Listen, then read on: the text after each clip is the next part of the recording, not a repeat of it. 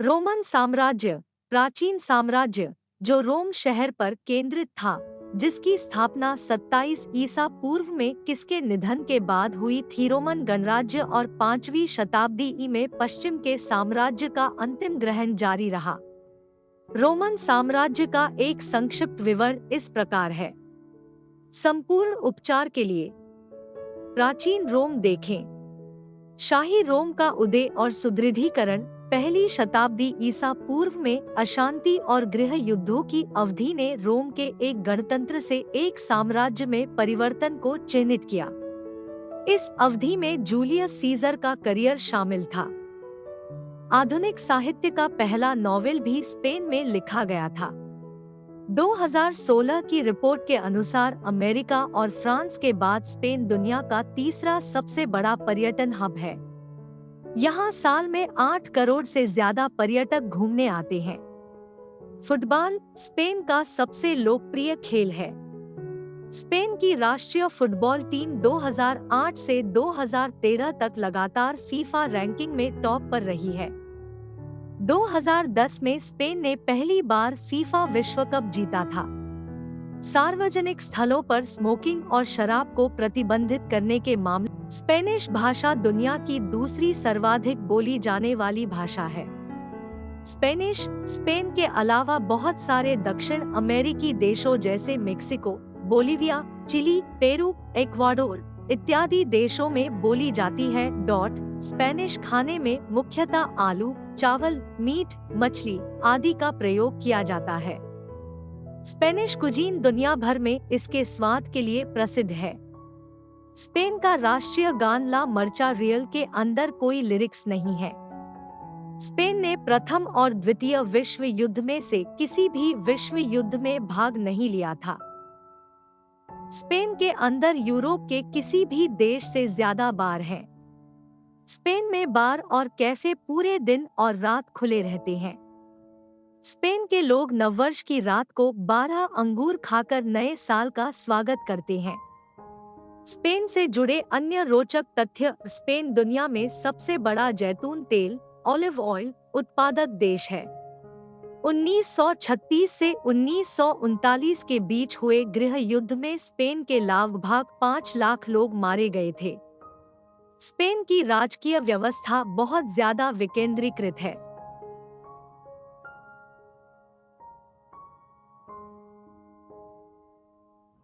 राष्ट्रीय सुरक्षा और विदेश नीति को छोड़कर किसी भी अन्य मामलों में कम्युनिटी सरकारों पर केंद्रीय सत्ता का नियंत्रण नहीं रहता है। स्पेन इस समय दुनिया की 13वीं और यूरोप की 5वीं सबसे बड़ी अर्थव्यवस्था है। स्पेन की सोसाइटी काफी उदारवादी और खुले विचारों वाली है। स्पेन में 2005 में ही सामान सेक्स में शादी को मंजूरी मिल गई थी।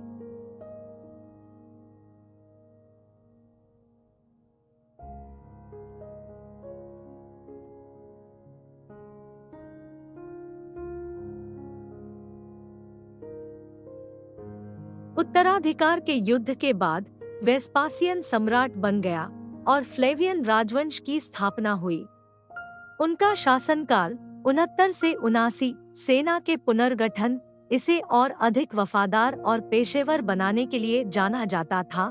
सीनेट की सदस्यता के विस्तार के लिए, सेवा की भावना वाले प्रशासकों को लाना, कराधान की वृद्धि और व्यवस्थितकरण के लिए, और साम्राज्य की सीमाओं को मजबूत करने के लिए हालांकि थोड़ा नया क्षेत्र जोड़ा गया था। उनके बेटे टाइटस 79 से 81 के संक्षिप्त लेकिन लोकप्रिय शासनकाल के बाद वेस्पासियन के दूसरे बेटे डोमिनिटियन 81 से 96 की निरंकुशता आई, जिन्होंने सीनेट्रियल वर्ग से लड़ाई की और महंगी इमारतों, खेलों और शो के लिए करों और ज़्दी की स्थापना की। उनकी हत्या से उनके अंतिम वर्षों में आतंक का शासन समाप्त हो गया। फ्लेवियन राजवंश जूलियो क्लाउडियन की तरह एक ऐसे सम्राट के साथ समाप्त हुआ जिसकी स्मृति आधिकारिक तौर पर शापित थी। शाही रोम की ऊंचाई और गिरावट। डोमिनिशियन के बाद कुछ प्रतिष्ठित बुजुर्ग सीनेटर मार्कस कोसियस नेर्वा 96 से 98 आए।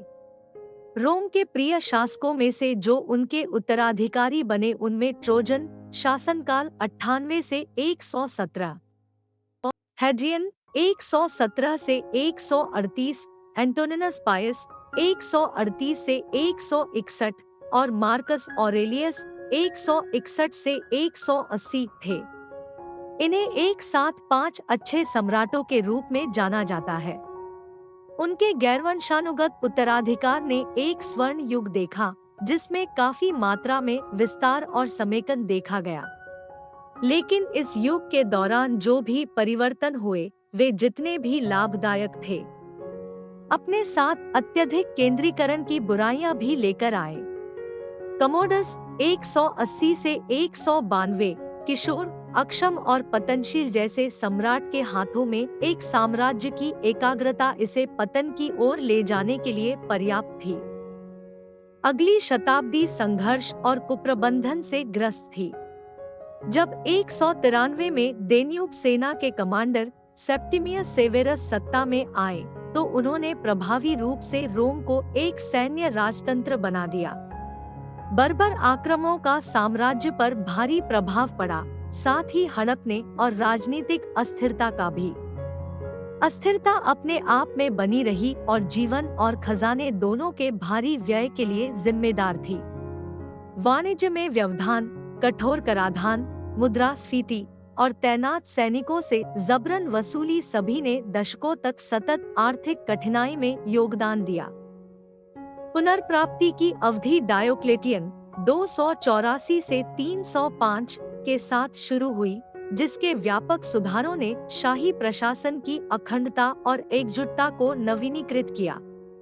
उनका सबसे उल्लेखनीय समायोजन साम्राज्य को चतुष्कोणीय व्यवस्था में पुनर्गठित करना था, जिसमें सत्ता को आपस में विभाजित किया गया था।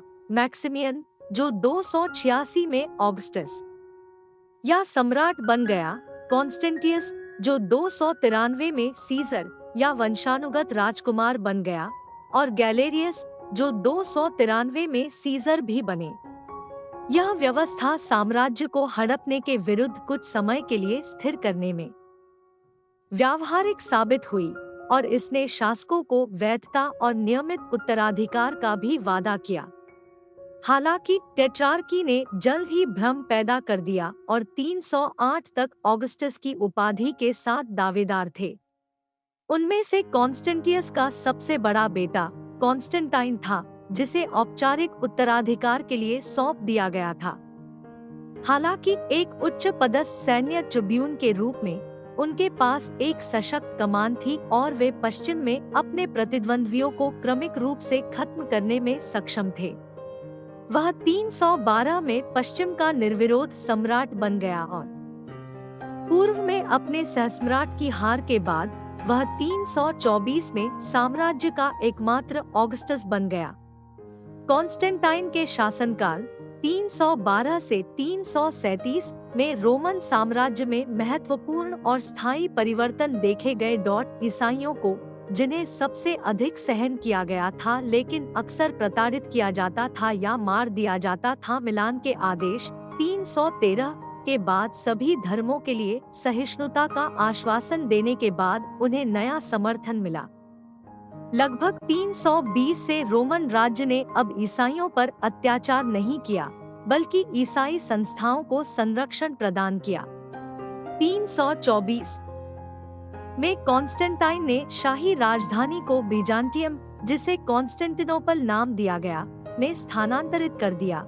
एक ऐसा कदम जिसके रणनीतिक और आर्थिक लाभों ने कुछ समय के लिए राज्य को फिर से मजबूत करने में मदद की, लेकिन कॉन्स्टेंटाइन साम्राज्य को पतन से बचाने में असफल रहा। उनकी पंक्ति का अंतिम भाग थियोडोसियस प्रथम 379 से 395 एकीकृत रोमन साम्राज्य पर शासन करने वाला अंतिम सम्राट था।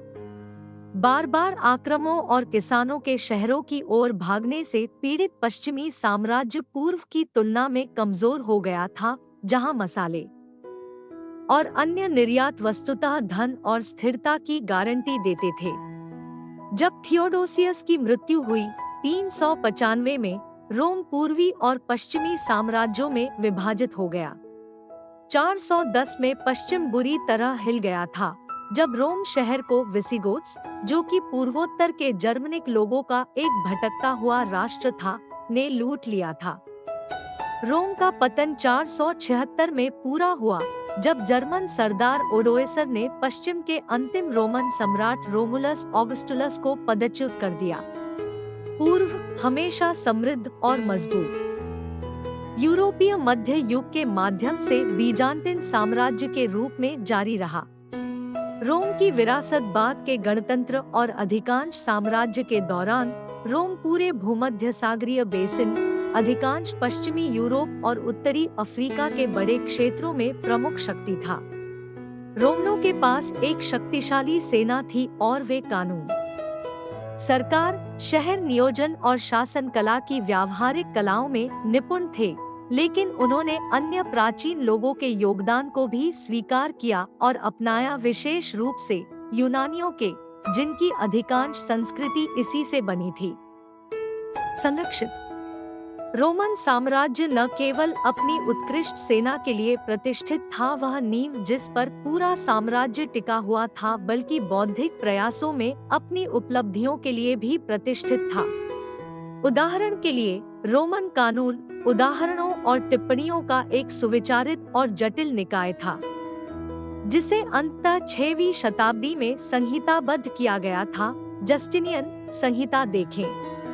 रोम की सड़कें प्राचीन दुनिया में बेजोड़ थी, जिन्हें तुलनात्मक रूप से तेज परिवहन के लिए डिजाइन किया गया था और विभिन्न प्रकार के कार्यों के लिए अनुकूलित किया गया था: वाणिज्य, कृषि, मेल वितरण, पैदल यात्री यातायात और सैन्य आंदोलन। रोमन शहर योजनाकारों ने अपनी पाइपलाइन, सीवेज निपटान, बांधों और जलसेतुओं के साथ स्वच्छता के अभूतपूर्व मानक हासिल किए। रोमन वास्तुकला, हालांकि अक्सर ग्रीक शैलियों की नकल करती थी, साहसपूर्वक योजना बनाई गई थी और भव्यता से क्रियान्वित की गई थी। विजय मेहराब महत्वपूर्ण राजकीय अवसरों का स्मरण कराते थे और प्रसिद्ध रोमन स्नानागार इंद्रियों को उत्तेजित करने के साथ साथ शरीर को शुद्धिकरण करने के लिए बनाए गए थे। अंततः लैटिन, रोमनों की भाषा, पश्चिमी सभ्यता में मूल कार्यों के एक महत्वपूर्ण समूह का माध्यम बन गई। सिसरो के भाषण, लिवी और टैसिटस का इतिहास, तेरेंस का नाटक और सबसे ऊपर वर्जिल की कविता सभी रोम की विरासत का हिस्सा है।